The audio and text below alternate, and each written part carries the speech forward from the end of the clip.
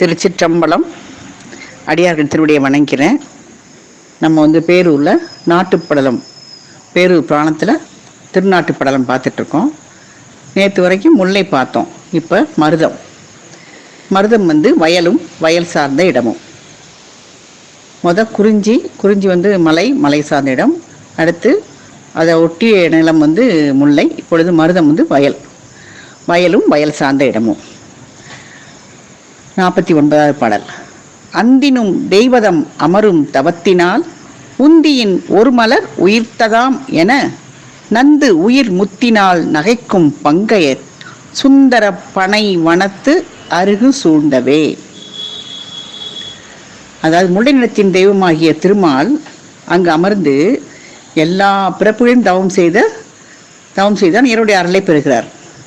அவனுடைய உந்திலிருந்து ஒரு தாமரை தோன்றியது. அதுதான் என்ன சொல்றாரு? அந்தினும் தெய்வதம் அமரும் தவத்தினால் உந்தியின் ஒரு மலர் உயிர்த்ததாம் என. முதல் 2 வரைக்கும் இது அர்த்தம். அடுத்து முல்லை நிலத்தை சூழ்ந்த மருத நிலத்தின் தாமரையின் அழகிய வயல்கள் மிக்கிருந்தன. அதை ஒட்டி முல்லை நிலத்தை ஒட்டி இருக்கிற, அது சூழ்ந்து இருக்கிற அந்த மருத நிலத்தில் என்ன இருக்கு? அழகிய வயல்கள் இருக்கு. அதில் தாமரை வயல்கள் ரொம்ப நிறைய அதிகமாக இருக்கு. அந்த தாமரையில் இருக்கிற சங்கு ஈன்ற முத்துக்கள் அந்த முல்லை நிலத்துக்குரிய தலைநிலத்தில் உந்தில ஒரு தாமரை மட்டும் பூக்குது. அவனுக்குரிய முல்லை நிலத்தை அடுத்த வயல்ல பல தாமரைகள் பூத்தன அப்படின்னு சிரிக்கிற மாதிரி இருக்கான். எப்படின்னா எப்படி சொல்றாரு பாருங்களேன். அதாவது மருத நிலத்துல தாமரையில அழகிய வயல் நிறைய இருக்கு. இந்த தாமரையில இருக்கிற சங்குன்ற முத்துக்கள்லாம் என்ன செய்தான்? முல்லை நிலத்துக்குரிய தலைவனிடத்துல உந்தியில ஒரு தாமரை தான் இருக்கு. ஆனா அவனுக்குரிய முல்லை நிலத்துல அதுக்கு அடுத்த வயல்ல பல தாமரைகள் பூத்திருக்கிறது அப்படின்னு சொல்லி சிரிக்கிற மாதிரி இருக்கான். இதை எப்படி சொல்லுகிறார் பாருங்கள் கணக்கு. அதாவது முல்லை நிலத்தின் தெய்வமாகிய திருமால் அங்கு அமர்ந்து எல்லா பிறப்பும் தவம் செய்கிறார். தவம் செஞ்சால் என்னுடைய அருளை பெறுகிறார். அந்த அருளால் அவருக்கு உந்திலிருந்து ஒரு தாமரை தோன்றியது.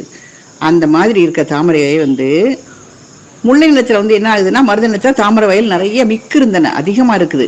அதில் சங்கு ஈன்ற முத்துக்கள்னா அந்த சங்குலேருந்து வெளியே வந்த முத்துக்கள். அதெல்லாம் முத்துன்னா வெள்ளையா பெண்களுடைய பற்களுக்கு முத்துக்களை உதாரணமாக சொல்லுவாங்க. அந்த முத்துக்கள் அந்த இதில் தாமரையில் சிதறி இருக்கிறது. அது பார்த்தா எப்படி இருக்குன்னா, திருமாலை பார்த்து முல்லை நிலத்துக்குரிய தலைநிலத்தில் உந்தியில் ஒரு தாமரை தான் இருக்குது, ஆனால் முல்லை நிலத்தில் எத்தனை இருக்குது? பல தாமரைகள் பூத்தது அப்படின்னு சிரிக்கிற மாதிரி இவர் கற்பனையாக எழுதியிருக்கிறார். இதுதான் அந்த பாடலுடைய அர்த்தம். அதாவது அந்துனா அவ்விடம், அந்த முல்லை நிலத்தை சொல்றாரு. தெய்வம்னா முல்லை நிலத்து திருமால் தான். அவருடைய முல்லைக்கு திருமால் யாரு தான்? திருமால் தான் தெய்வம். அமரும் தவம்னா ஐயிரு பிறப்பினும் அரி அர்ச்சித்தல். இந்த சிவஞான பாடியத்தில் இது இந்த வரி வருது.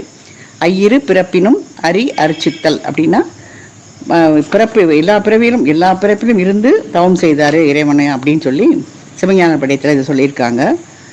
அதாவது 10 பிறப்புலையும் திருமால் இறைவனை வழிபட்டுள்ளார். அதுதான் அப்படி குறிப்பிட்றாங்க. அதாவது அமரும் தவத்தினால், அந்தினும் தெய்வதம் அமரும் தவத்தினால் அப்படிங்கிறது 10 பிறப்புலையும் திருமால் இறைவனை வழிபட்டிருக்காரு அப்படின்னு சொல்லி அர்த்தமாகுது. இதோடு இந்த பாடல் முடிகிறது. அடுத்த பாடல் பார்க்கலாம். 50வது பாடல். ஒன்று கண் அரணுக்கு ஈந்திட்டு உவனத்தோன் கமலக்கண்ணன் என்று உலகு இசைப்ப பெற்றான். இத்தகு பதுமன் சால துன்று நம் இறைவனோடு சோர்வர்க்க என்று மேகம் நன்று உரை சிதறி துஞ்சும் நனைமலர் காவுதோறும். அதாவது ஒன்று கண் அரணுக்கு ஈந்திட்டு, யார் இந்த திருமால் திருவடிமலையில் அந்த கண்ணாகிய தாமரையை எடுத்து இறைவனுக்கு கொடுத்து தாமரை கண்ணன் பெயர் பெற்றாராம். அதான் ஒன்று கண் அரணுக்கு ஈந்திட்டு உவனத்தோன் கமலக்கண்ணன் என்று உலகு இசைப்ப பெற்றான். இது அவர் தினசரி பெருமானுக்கு, சிவபெருமானுக்கு 1000 தாமரை வைத்து பூஜை செய்வதாக உறுதி எடுத்துக்கொண்டு டெய்லி தினந்தோறும் அந்த பூஜையை பண்ணிட்டு இருக்காரு. அப்படி இருக்கும் பொழுது ஒரு நாள் இறைவன் ஒரு தாமரை மறைக்கிறாரு. 999 மாதம் போடும்போது அவரால் இன்னொரு தாமரை இல்லை. 1000 முடியணும்ல. அப்போ ஒரு பூ குறையிறதுனால தன்னுடைய கண்ணையே டக்குன்னு எடுத்து, அது வருதான் தாமரை, அவரை கண்ணனே தாமரை கண்ணு சொல்லுவாங்க அவரை. அந்த கண்ணையே மலராக இறைவனுக்கு எடுத்து அந்த பூஜையை முடிக்கிறாரு. உடனே இறைவன் அவருக்கு அருள் புரிகிறாரு. அப்போ தான் அவருக்கு சக்கரம் கொடுக்குறாரு. அந்த மாதிரி இவர் பெயர் பெற்றவர். அந்த மருத நிலத்துல முழுவதும் தாமரை பூத்திருக்கு. அது ஒன்னொன்னும் இந்திரன் உடல் முழுவதும் அமைந்த கண்ணு மாதிரி இருக்கான். இந்திரனுக்கு உடம்பெல்லாம் கண்கள்னு சொல்லி ஒரு சாபம் இருக்கு. அப்ப இந்த மருத நிலத்துல இருக்கிற நிலம் முழுசும் தாமரை பூத்துக்கிறத பார்த்தா அப்படி இந்திரனுடைய உடல் முழுக்க இருக்கிற கண் மாதிரி இருக்குன்னு சொல்றாங்க. இந்திரனோட சோர்வில்லாம அந்த தாமரை காடுகள் சிறந்து இருக்கு. அதான் அவருக்கு இந்திரனுக்கும் அந்த தாமரை காடுக்கும் போற்றி வைக்கும் போது சோர்வில்லாம இருக்கான் தாமரை காடு சிறந்து இருக்கிறது அப்படி கருதி இந்த மேகங்கள் என்ன செய்யுது, மிகுதியான மலைத்துறையிலே சொருகின்றன. அதை பார்த்து சிறப்பாக இருக்கிறத பார்த்து மகிழ்ந்து மேகங்கள்லாம் அதிகமாக மழை பொழியுதான் அந்த இடத்துல.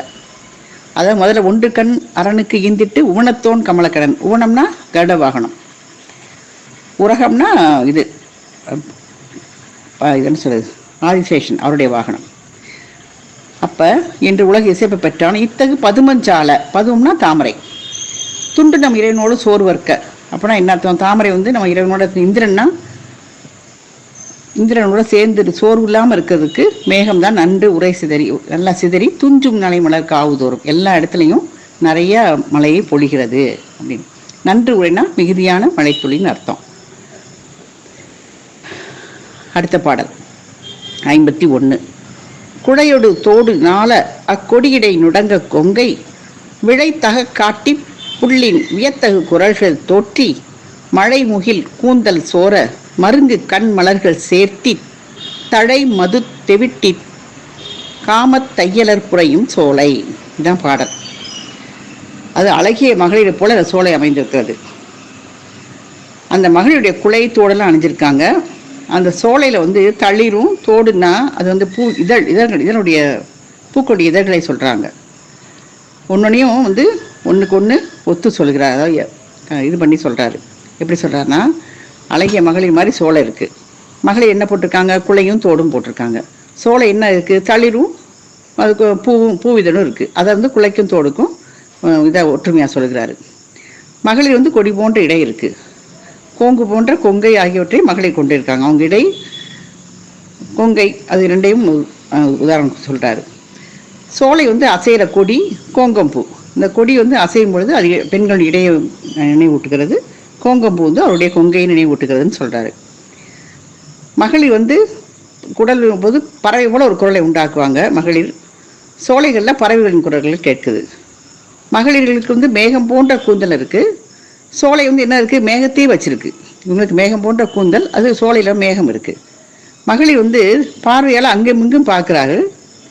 அந்த சோலை வந்து கண் போன்ற மலர்களை கொண்டிருந்தது. அவருடைய பார்வையை போல கண் மாதிரி இருக்கிற மலர்கள் வந்து சோலையில் நிறைஞ்சிருக்குது. மகளிர் மது தெவிட்ட அதை காட்டிலும் உயர்ந்த காமதத்தை தருவர். சோலை தெவிட்டும் தேனை தந்தது. மகளிர் வந்து மதுவை விட அதிகமான விருப்பத்தை கொடுப்பவர்கள்.